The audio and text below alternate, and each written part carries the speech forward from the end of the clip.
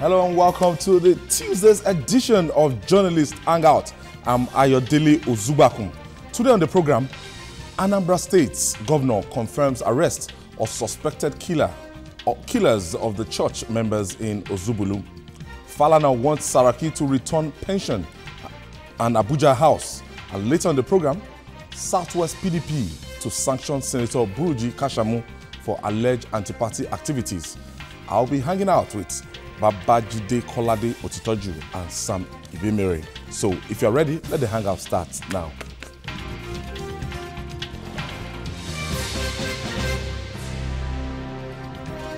Ozubulu community is mourning. Many of its residents now live in palpable fear of the unknown. They talk about Sunday's evasion of St. Philip's Catholic Church with anguish. They are at loss, unable to process how a sanctuary became a slaughter slab for a gunman who even murdered 11 people, including 9 women and 1 baby, in cold blood. It's a tale of tears and sorrow. The blood of innocents and defenseless worshippers cries out for justice. In a special broadcast, Governor Willie Obiano says those directly and remotely involved in this crime are known to the law enforcement agencies. He called the incident a tragic dimension of a long-drawn battle between 2 business partners who are from the same town. He further said that the state is dealing with a dangerous gang war that has spilled over to Anambra State from another country, that is South Africa. On Monday, the police arrested some suspects over the killings. Unfortunately, there's lack of coordination between the force headquarters in Abuja and Anambra State Police Command over the number of arrests made. As Nigerians await the unmasking of the perpetrators, will Ozubulu 11 get justice? Jide, this is the first time we're witnessing this kind of terrorist attack and this dimension. We know of the extremists, terrorists in the northeast. We know some unusual situation, killings in the Niger Delta, but drug-related war, gang war, taken to Nigeria from my record. This is about the first time I'll be witnessing this. Somebody said yesterday that if it's just a case of hired assassin sent to that individual, those hired assassin, when they get there, if they don't meet that individual, they get back. They don't have any business, killing, wiping out anything they see on sight.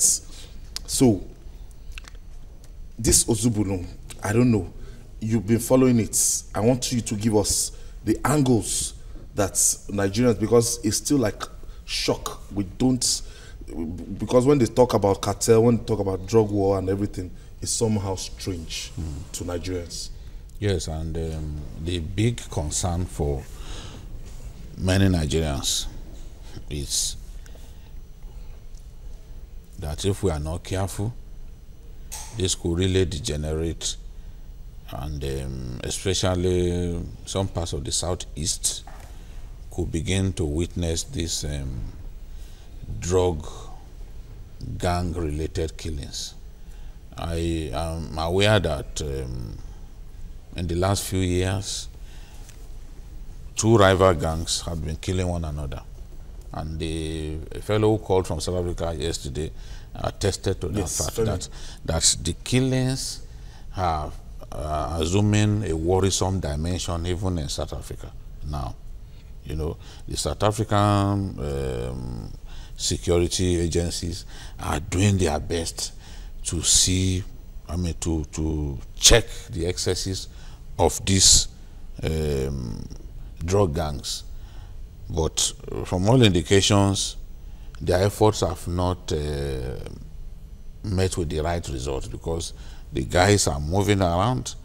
They are living downtown Johannesburg, where lawlessness reigns, where you can easily sell crack, to even highbrow areas, like Santon, and even in Durban, where there is impressive CCTV coverage of all South African towns.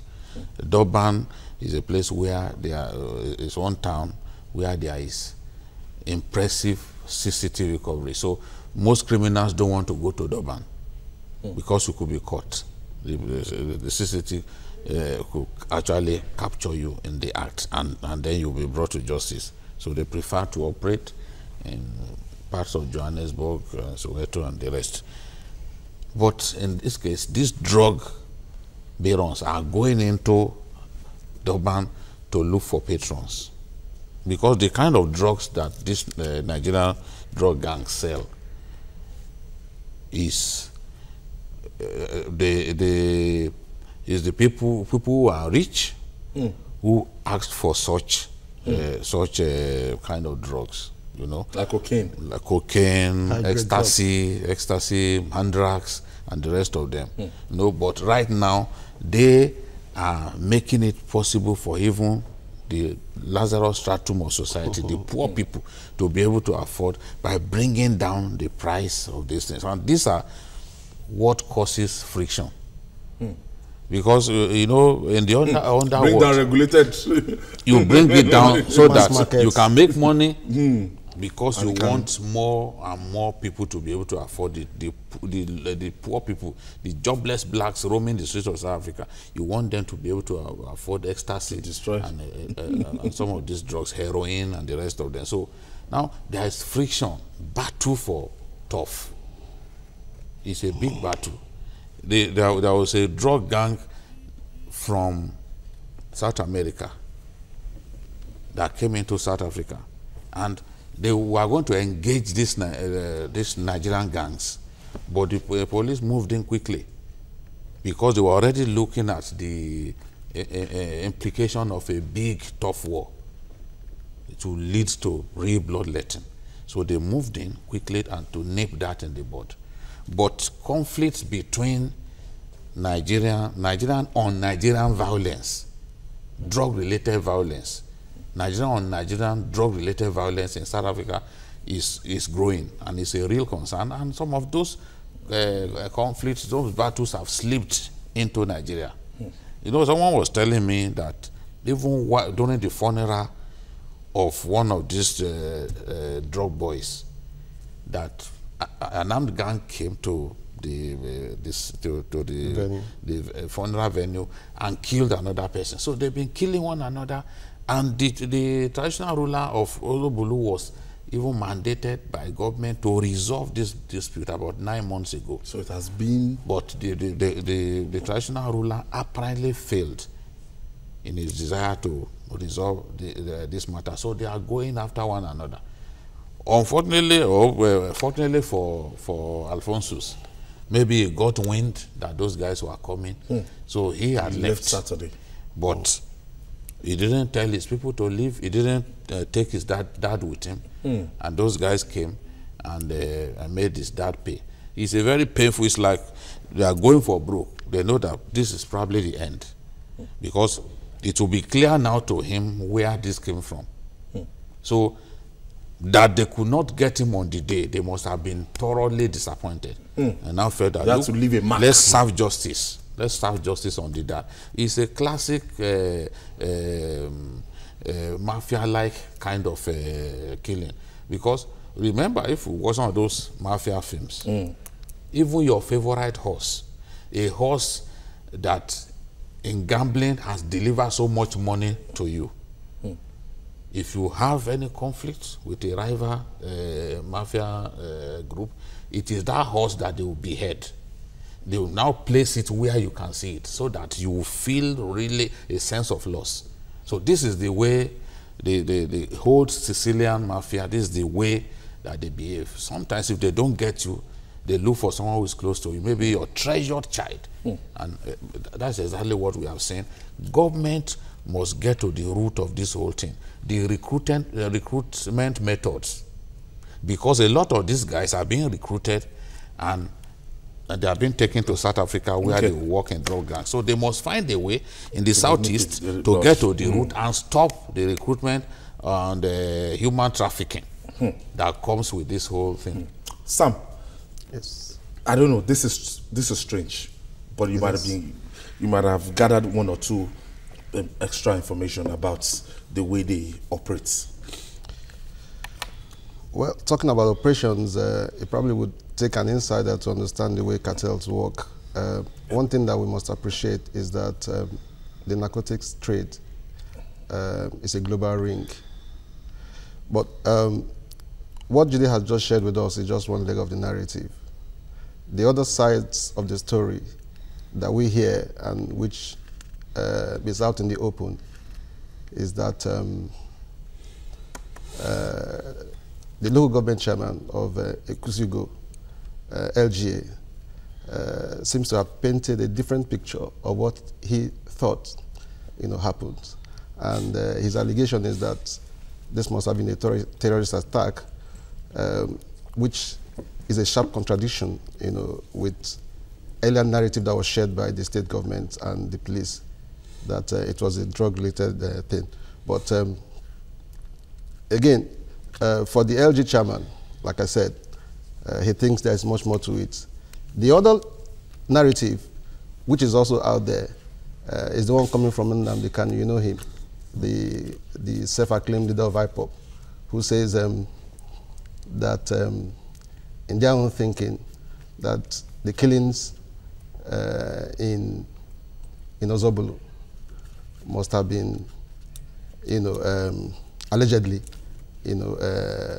encouraged by the Ohanese, So what I see basically playing out is some kind of reign of hypocrisy, if you permit.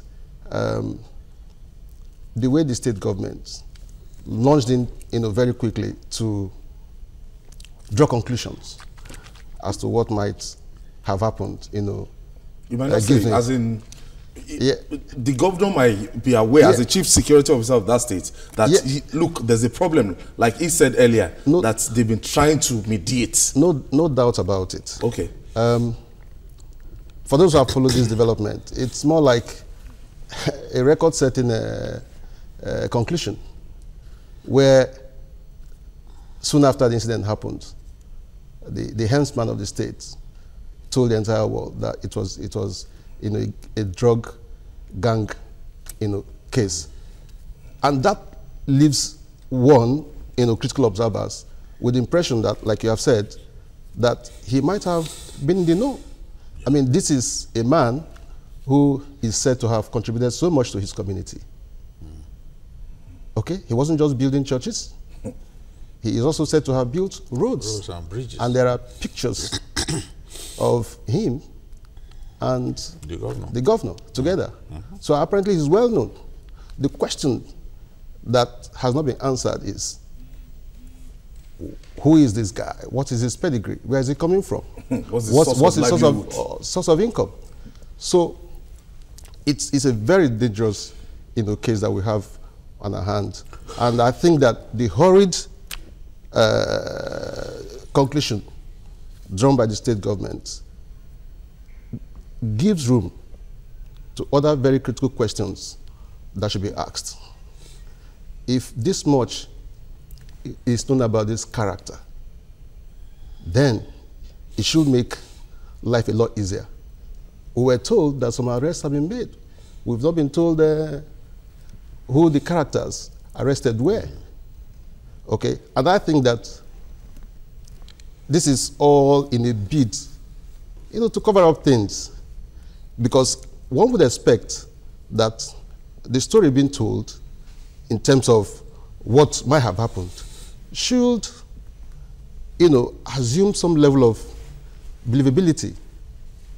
It's not just about somebody waking up and telling us, oh, this is what it is. Because as it were, you're already saying somebody who, by the judgment of his people, may have contributed so much. In this case, might just be the victim, as it were. You could have a situation in your hand where he simply goes out and says, I think this is the people who have come after me. And then those people become probable suspects. So, like Jide said, this is a very dangerous case that we have on our hands. You know, a gang war, allegedly, you know, that has, you know, that took place somewhere else. We hear South Africa has been mentioned, and then we are experiencing, you know, the fallout in Nigeria. So care must be taken to dig into this. The Chief Secretary of the State, the Governor Obiano, may have explained what he knows, but I think that a lot of sincerity needs to, you know, come into play, so that this is not all about politics. It shouldn't just be about IPOB blaming Ohaneze, the local government chairman saying it's a terrorist attack. Okay, Jide, I feel that, let's take it from the nitty-gritty now. What Sam has just raised and everything, but the bottom line is that we've started going into drugs. We've started going into drugs in Nigeria. And we know that some of our youths, they export drugs to South Africa. Yes. And that might be the root cause of to Malaysia, to Indonesia, do you understand? Yes. So what I'm saying now is that he is raising something that, look, this might just be in realm of speculation and everything. But from what you've seen, was Obiano too quick to jump into that conclusion? And the police high command, have they said anything contrary? No, the thing is, the police, one thing is clear. There are some people who are trying to make this look like a terrorist attack, the Fulani headsmen and all that. But any sensible person will know that what happened was not an attack by Fulani headsmen. No. We sent people to the scene. Yeah. We sent 2 different individuals to the scene. Yeah. We sent someone who works as a freelance journalist also to the scene. So from different people, as journalists, we are able to distill, we are able to filter what is coming from that area. And everything points to an escalation of a drug-related conflict. And even residents of the town attest to the fact that no less than 5 people from both rival gangs have been killed. Within that community? Yes. In this ongoing conflict. That's what people are saying. I also gathered that too. Even some of them, when killed in South Africa, they are brought back home to be buried. So it is known to people. You see, the thing is, when people... The problem is that our people really do not always come out to say, oh, this is what this guy does. But Nigerians who live in communities where, for example, you have so many smugglers, they know who the smugglers are. Of course, they do. They know the roughnecks in the neighborhood. They know the bad boys. But they are always scared to tell the police that this is going on. My own concern, my worry for our country is that people are aware that these killings have been going on and no arrest was made. They said that this whole thing actually began around 2013. This rivalry and the killings, which the guy who called from South Africa corroborated, that the killings are on, is a matter that bothers people in South Africa, that Nigerians are killing themselves in this way. Now, why haven't arrests been made? Maybe if arrests had been made in the past, what happened on Sunday wouldn't have happened. But we see these things because some of these people are big, they are so rich, they are the ones who go around. You see pictures of Alphonsus with mobile policemen and all that. Absolutely. Because they are connected, we do not think that, oh, let us do something about it. And we don't know what they do for a living. We don't know what they do for a living. Evans came on the scene. Not that people didn't know that Evans had been involved in a litany of criminal activities. People knew. Okay, let me quickly take Monday from Edo State. Thank you for joining us, Monday. Good evening. Good evening, Monday. How are you today? Very well, thank you. Let me first of all appreciate your co-analyst, my good friend Jide. My brother, I agree too. who have been doing a very wonderful job. Thank you, sir.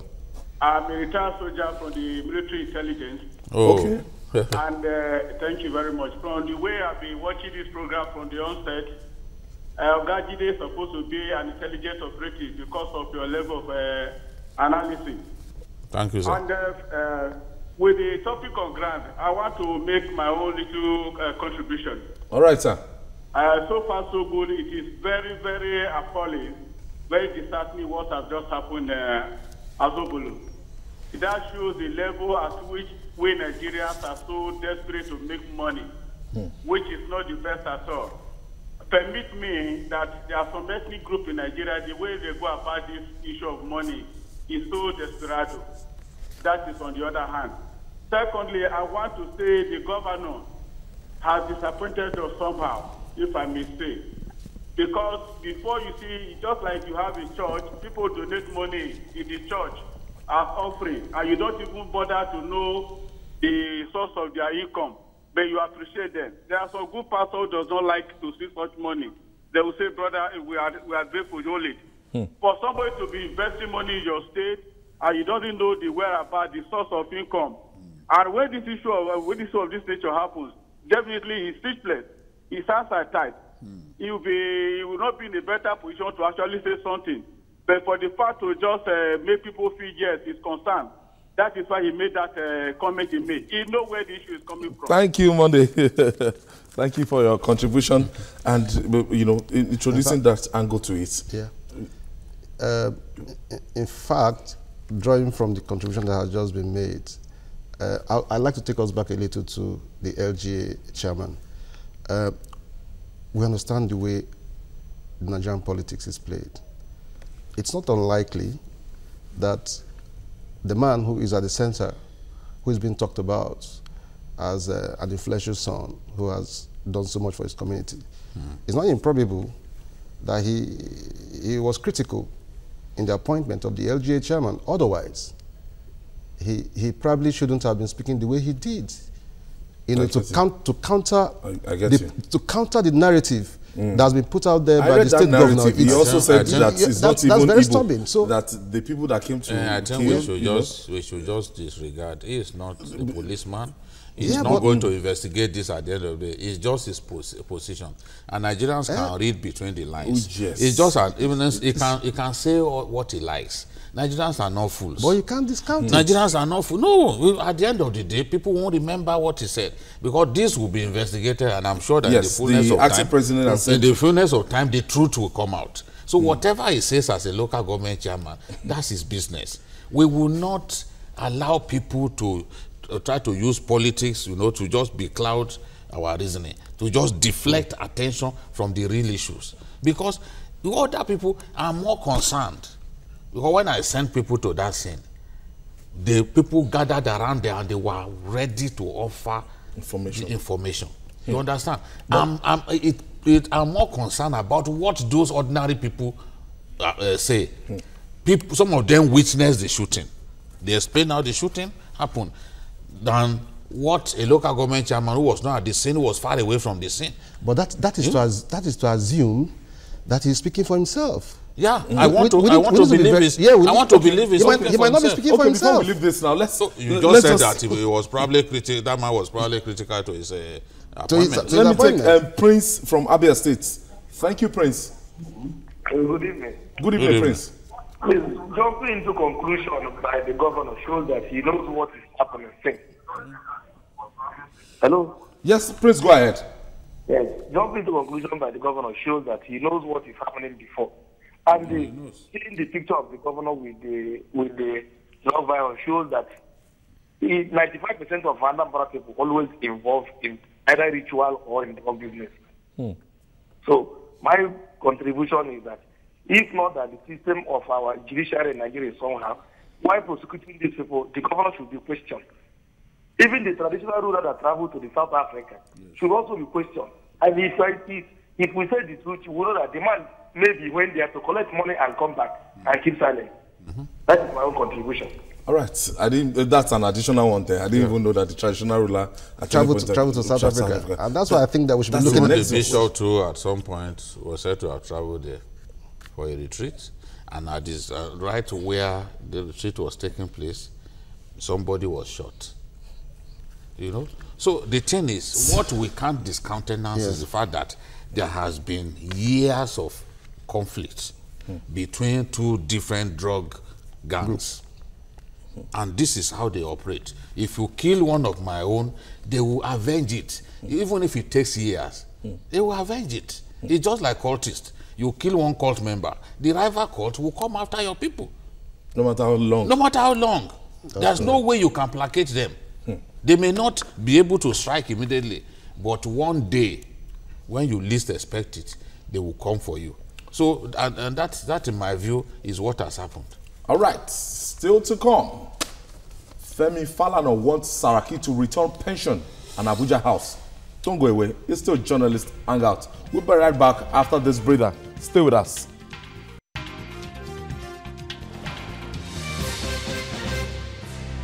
Right, welcome back. If you are just joining us, this is Journalist Hangout. When Senator Bukola Saraki wrote to the Kwara State government to stop paying his pensions, little did he know that the matter will not end there.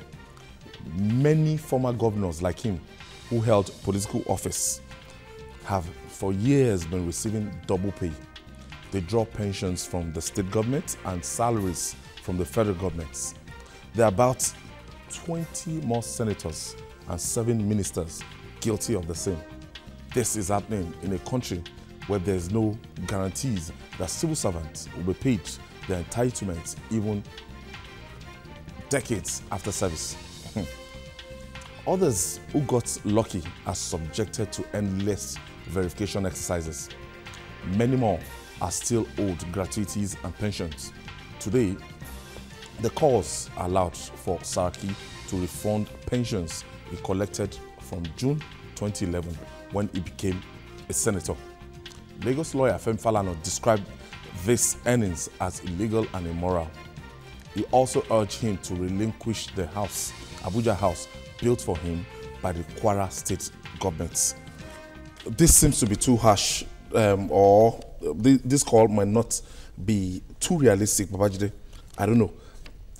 Since he became senator in 2011, he should return all what, his entitlement that he has collected, and the house in Abuja. Let's start from most of the states now, especially in Lagos too. That is a trend that there will be if you're a former governor, you have one house in Lagos and you have another one in Abuja. Yes. And it's a particular entitlement, although BRF denied it last week that he went against that particular law and he has not collected it. For the Abuja, no, that he has not collected the entitlement since he left government. Have not independently verified his claim. But what we are saying is that after 7-8 years, most people end up in the Senate. It's like their retirement, quarters now. But you find out that they still collect, very tidy amounts of money. Yes. First and foremost, let me correct the wrong impression out there that Bukola Saraki has been taking pension since 2007. That's not true. He became governor in 2003. He replaced the late Mohamed Lawal. Yes. Became governor in 2003 and did 2 terms. Yes. So he's been collecting pensions since 2011 because he replaced his younger sister as the senator representing Kwara Central. In 2011. Okay. So he got into the Senate. And he continued to draw pension. He actually designed the pensions package. The pension law of Lagos State was something that Bukola drafted. Kwara State was what Bukola drafted. He was the governor, the first governor to benefit from it. A juicy package from a poor state. Now, the thing is, after Serap began to make so much noise, because there are at least 20 of them in the Senate who continue to draw pensions. If, as a former governor of Kwara State, you are given a house in Abuja because it's part of the stipulations in that package, that pensions package. You get a house in Abuja. You, the same man, Senate President, you also get allowances. You get accommodation-related allowances as Senate President, just like other senators. Sometimes they pay them lump sum, so that some of them can actually buy a house with it. I don't know how much they give them, but there was a time senators will take 120 million, House of Reps will take 80 million, as they are coming in as lawmakers.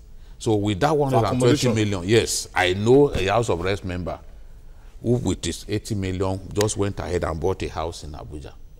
He can't deny, I'm sure he's watching me now as I speak, because he will remember telling me. You know, maybe with this now, many of them will no longer divulge information. Be your friends. Rep, 80 million, that was what he got.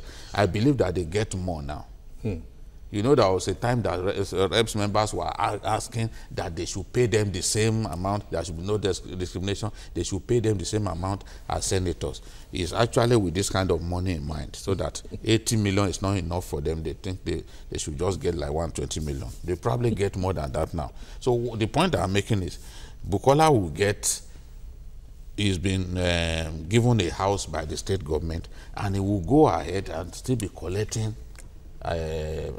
accommodation allowance from the federal, from at the federal level, which amounts to just unnecessary duplicity and cheating of our people. So when he saw that clearly this thing had become an embarrassment, he wrote to them that they should stop paying his pension, because you cannot legally defend collecting that pension and you are still in service. You are still being paid every month. You are being paid. You understand? You are drawing allowances for accommodation. Meanwhile, they had bought you a house in Abuja. So you can't legally, you can't get the best, the sweetest talker in the world to explain this away. So he did the right thing. Smart man. He said, stop paying that thing to me. But with the likes of Falana, people like Falana say no, since it was immoral for you to have been taking this money for so long, for about 6 years, you are drawing this money. All that you took, return. You can now choose the charitable organization of your choice that you want to donate it to. So I don't know how they expect that he will listen to them. He has already done his bit by saying, okay, stop deducting. Now, but they are saying that they should not end there. All that you have taken illegally, because you recognize that it is illegal. That is why you quickly told them to stop taking it. You didn't know. Money, you did not know. In the era of ignorance, you didn't know that it was wrong. But now that you know, so they are now saying, return what you had collected. You see? And they are not just saying, return what you have collected. They are saying, your colleagues, there are about 20 of your colleagues who are guilty, and a lot of them are tongue-tied. Bukola has done the right thing. Buki has done the right thing by coming out to say, stop paying me. How many of them in that Senate, about 20, how many of them have come out to say, look, we want to follow the lead of our leader, our able leader, our popular Senate president. We want to go along the same line with him. Stop paying us pension. I'm waiting for Akpabio and the rest of them to do that. Some even fall into this category. They are retired generals. Yeah. Like Senator David Mark. He might be collecting the entitlement as a retired general, and at the same time, he's still a senator of the Federal Republic. Of course, that has been... Jerry Boy. No, of course, Jerry Boy. That has been established. We can go back and drop a very long list. But what I think will interest most Nigerians is the figure that Serap has put out there. Serap says this collective of former public servants and who are now members of the National Assembly or holding other portfolios have, through these means, taken over 40 billion naira. That's the figure that has been quoted by Serap. And that's what I think makes it very critical. We know how much 40 billion naira can do to Nigeria's economy. So I would agree with the respected senior advocate of Nigeria, Femi Falana, that what has gone on is indeed very immoral and cannot be defended. What I believe should be done is that civil society organizations, not just SERAP, and indeed other Nigerians who want the very best for this country, should rise up and speak and demand that such laws that seem to set us back many years and have become a drain on our very meager resources should be abolished. You know, the much that you can do at the moment is persuasive. You know, plead with them, let them do what, you know, Saraki has done. But there's a limit to it. We need action. Action has to be brought, you know, to bear, you know, on these laws. It's only when we speak up, either as individuals or as civil society organizations, that the right pressure can be brought to bear on these public servants. We need to recover our money. Joshua is calling us from Niger State. Good evening. Good evening, Joshua. And good evening to Babajide and Mr. Sam. Thank you. I want to go this way. Okay. Saraki needs to return all the pension money he took from Kwara State, because serving as a governor is not the same as serving the government for 35 years. Because none of the former governors served up to 10 years for them to enjoy the pension amendment from our civil act. And you'll discover that at least he should take the path, the right path, to really keep to the advice of the senior advocate. Thank you, Joshua. Thank you, Joshua. Jide, when you look at the likes of Governor Godswill, former Governor Godswill Akpabio, when he was leaving office too, he also designed a mouth-watering one for himself, and that one, you know, attracted, you know, a lot of criticism and everything. And you look at it, and you look at, they had security votes that nobody you know, as at that time, and you discover that the war chests that were amassed by these governors, and you begin to say, what else over the years, for 8 years, to be a governor in any Nigerian state for 8 years. With money that you don't need to retire. You preside, that was what someone was saying. When the governor or a former governor comes out to say, no, I'm not taking pension, I'm not taking this, I'm not taking that. You don't even need pension. You don't need it. See, these are governors who give contracts to their friends. From those contracts, they get their cuts. They get cuts now. They may not admit it to us, but we know they take cuts. Most of them are multi-billionaires. Yes. Yeah. These are governors who receive security votes that nobody audits. Nobody audits. They spend security votes the way they like. So if you have all of that money and all the benefits that came to you as governor, why should we even talk about pension? You can't even impress me if you say you didn't take pension. Oh, I didn't take pension. I do not take it. What of other things that you took that are even higher than the pension that we are talking about? You think we do not see these things? Contra sums is in Nigeria. The inflation of contra sums is the highest in Nigeria because people must steal. We take foreign loans. These governors take foreign loans. They take why do you think they take foreign loans? They want to award contracts. When they award contract, they take money. They're able to make money. When they make money, they're able to save money for election. It's actually public funds that they use to conduct election, to bribe people, to give voters, to fill campaign grounds with people. They bribe these people. I was in Skybank on a day when there was a rally here in Lagos. The boss first came to the bank. They stopped. People were inside the bus. It was inside the bus that they shared money to everyone. They were going for a rally. It was inside the bus that they shared the money. Yeah, there's nothing like sharing it at the scene. It could cause real katakata. They shared it before they left. Advance payment. Yes, before the bus left that bank. The guy just parked. Said they should wait for him. So when you see the crowd, yes, you don't see the crowd. Say large crowd. Don't remove that. No, large crowd means nothing. Even in Maiduguri, Goodluck Jonathan was able to draw a large crowd. But anybody familiar with the nature of our politics would know that that large crowd will amount to nothing for him at the end of the day. There were some large crowds that people were saying, this guy must be popular. It's a lie. They paid people. And sometimes when you pay those people, it's just your money that they're after. They will end up working for voting for the candidate of their choice. You know? So that is the thing.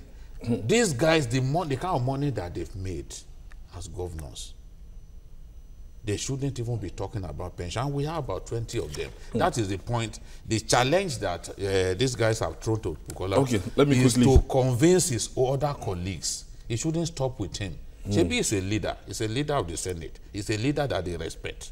They can go into the fire for him.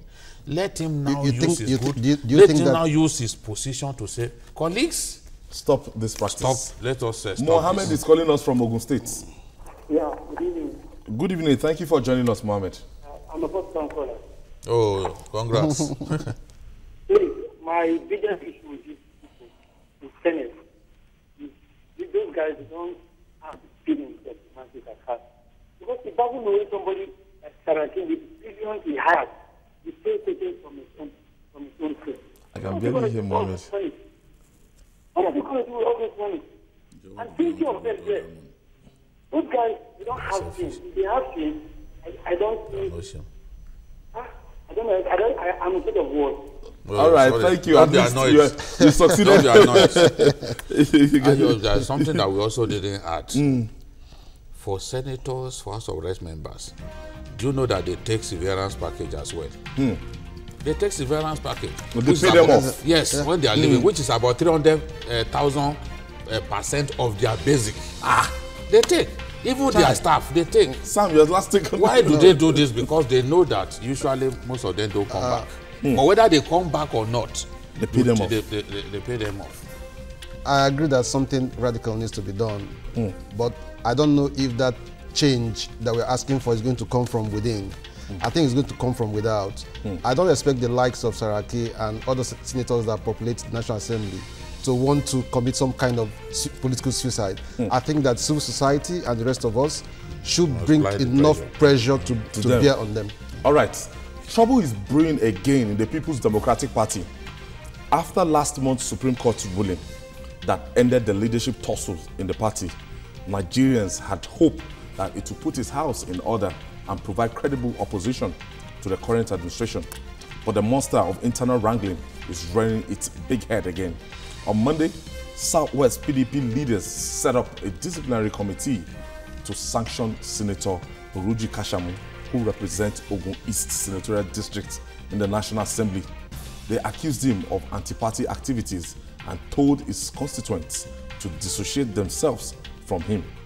They also blamed Kashamu for the party's electoral loss in Ogun, Ondo, and Edo states. The PDP zonal leaders came to this conclusion at a meeting held in Ibadan, where Ekiti State Governor Ayo Fayose was in attendance.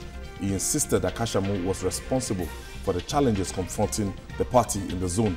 But Kashamu is unafraid of expulsion. He described those who met in Ibadan as impostors. To him, the Ekiti governor should be ignored and avoided for his role in the 13.5 billion naira arms fund scandal.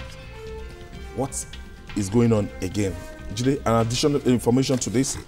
As I'm talking to you right now, Buruji Kashamu and his own faction from the Southwest, he is saying is the leader of the People's Democratic Party in the Southwest. They are best Western hotel in Victoria. Yes, in Victoria Island. You have the likes of Aeroland. You have the likes of, Adedo Sumo and some other prominent people, strolling into that best Western hotel. And today they are making their own statement that they won the Bode George faction and IFR did yesterday. I thought after the Supreme Court verdicts that at least we're going to hear a sigh of relief that, look, they will bring everybody together and this thing will be cemented. And one other problem that I've seen, they said the verdict of the Supreme Court, it's just... They now resolve the... Yeah, they said it's McAfee. State level. Say, that it is McAfee, it's for McAfee Caretaker Committee, that it does not in any way touch on the congresses that was held before, you know, the crisis started. Well, there are different ways that the PDP can resolve this. Buruji Kashamo and others are funny people. The Supreme Court has affirmed that the Central Working Committee of the party is very powerful. If it takes the decision, if it takes a decision that, okay, these people, they are expelled from the party, or we're setting up this committee, you know, we're setting up this committee, it stands. Remember how McAfee emerged? McAfee emerged, and they gave him the mandate to run the party. So what the Supreme Court has said that, look, they had the power at that time to take that decision. That same body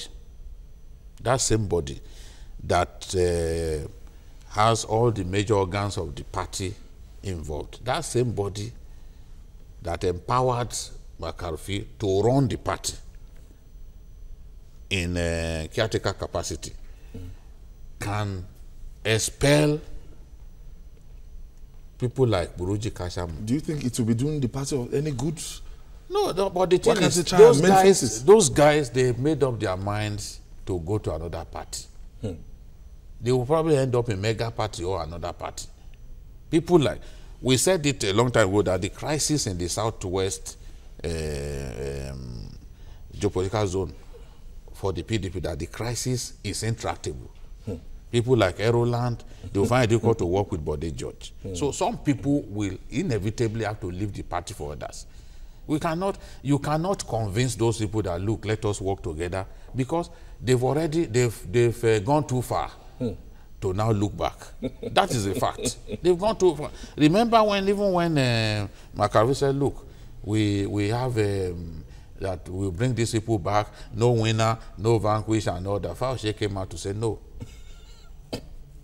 The party chairman was just saying that it was a political statement. And we are seeing them now that they plan to move against these people. He talked about amnesty. They said they don't want amnesty. Amnesty is for criminals, this and that.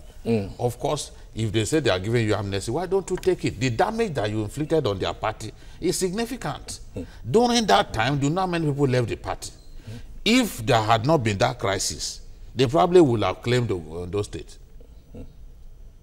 Or the margin of APC victory will have been lower.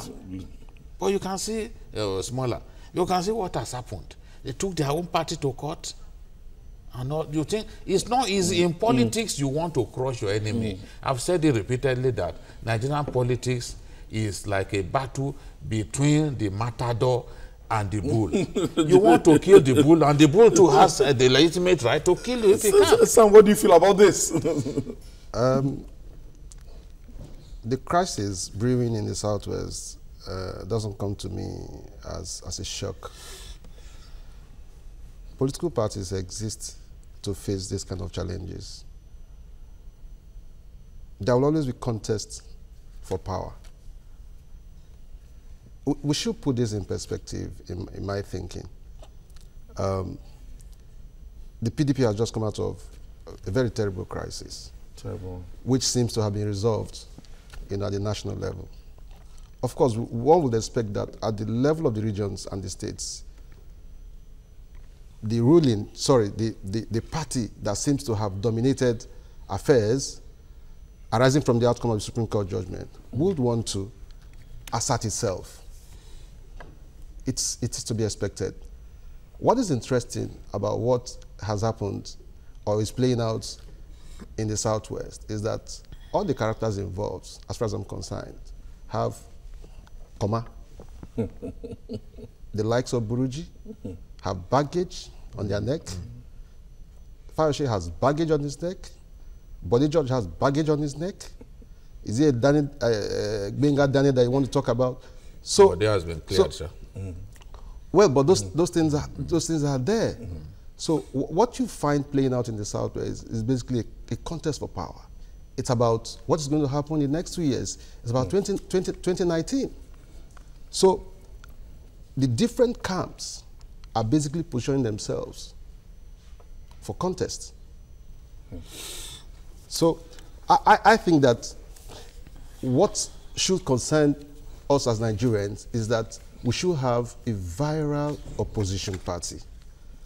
I'm no member of PDP, but our concern here is that whatever it is that they have by way of internal crisis should be resolved, and the party should come out stronger so that we can have a very strong and viral opposition that can stand up and speak truth to power, that can give Nigerians strong alternatives on how the country can be better administered. That, I think, is what should concern most Nigerians. We want a viral opposition party. However they resolve their crisis is basically left up to them. So it doesn't come to me as a shock. All right. Jude, on a final note now, since 1999, the crisis in Lagos PDP has been intractable. Is it that Bode George is against Senator Musili Obanikoro or Adeshe Ulewe against Bode George? Or against the late Williams. Do you understand? It has been like that since 1999.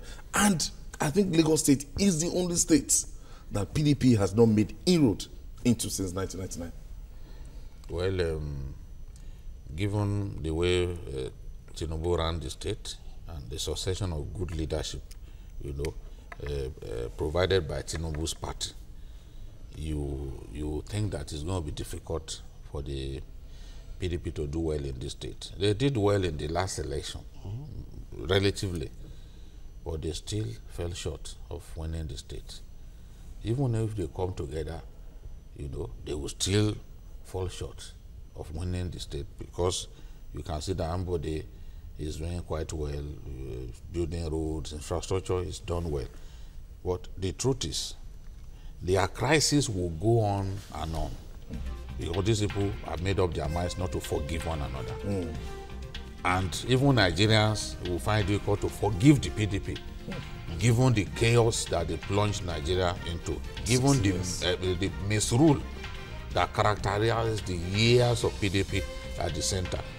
I foresee that as the days go by, people like Ahmed Gulak, who also supported Sheriff with all the power that he's got, and other characters behind Sheriff, the party will victimize them, you know, in the aftermath of his victory at the Supreme Court. If anybody thinks that, oh, the reconciliation, so-called reconciliation, will now bring in some of those people who are in the forefront, you know, of the pro-Sheriff thing, that person is wasting his time. They will eventually find a way to kick them out of the party. That is the face of the battle that the PDP has found itself now. All right. And they will try and bring in other people. You can see that they are bringing in people like the former governor, Adewolu Ladoja. So if they can get someone, and Akala controls the whole of Ogbomoso area. If they can bring in such big people, they won't mind about people like Kashamu and the rest of them. So you win some, and then you lose some. Sam, I want to thank you for this outing, and thank you for coming on the show. Thank you, Babajide Kolade, as usual. And that's where we drop the anchor onto this edition of Journalist Hangout. You can join us tomorrow for another interesting episode of the program. You can watch the repeat tonight on DSTV 418, GoTV 45. You can also watch Journalist Hangout on YouTube. That's on youtube.com/TVC News Nigeria. Our feedback channel is Journalist Hangout at tvcnews.tv. I'm Ozubulu. See you tomorrow. God bless Nigeria.